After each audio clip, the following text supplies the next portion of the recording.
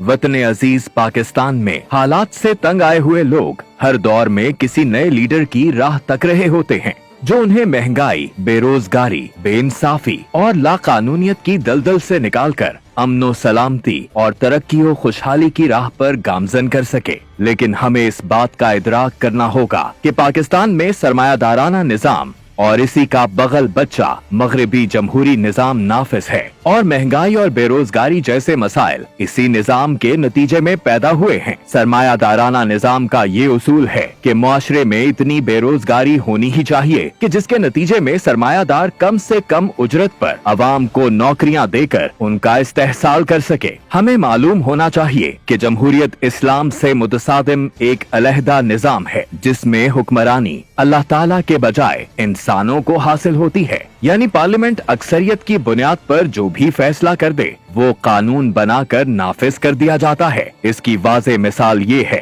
कि अल्लाह ताला की शरीयत को पसे पुश्त डालकर बरतानवी कानून नाफिज है। मुआशी निजाम सूद पर चल रहा है। इस्लाम के अहकामात के खिलाफ सरमायादाराना निजाम के तहत बिजली, घर और गैस के ज़खायर निजी मिल्कियत में दिए जा रहे हैं, जिसकी वजह से मसाइल बढ़ते चले जा रहे हैं। ये सब कुछ पार्लियामेंट में अक्सरियत की बुनियाद पर कानून साजी के जरिए नाफिजुल अमल हुआ है। तो अब भी किसी को इस बात में शक है कि जमहूरियत एक कुफरिया निजाम है जिसका दीने इस्लाम से और अवाम की फलाह बहबूद से कोई ताल्लुक नहीं। अगर हम सीरत रसूल सल्लल्लाहु अलैहि वसल्लम से रहनुमाई हासिल करें तो हमें पता चलता है कि आप सल्लल्लाहु अलैहि वसल्लम ने अपने दौर के कुफरिया निजाम की तब्दीली से कम किसी किस्म की पेशकश को कोई अहमियत न दी और अपनी जद्दोजहद जारी रखी। यहाँ तक के अंसारे मदीना ने इस्लाम के मुकम्मल नफाज और जहाद पर आप सल्लल्लाहु अलैहि वसल्लम की बैत की और आप सल्लल्लाहु अलैहि वसल्लम ने मदीना में पहली इस्लामी रियासत की बुनियाद रखी।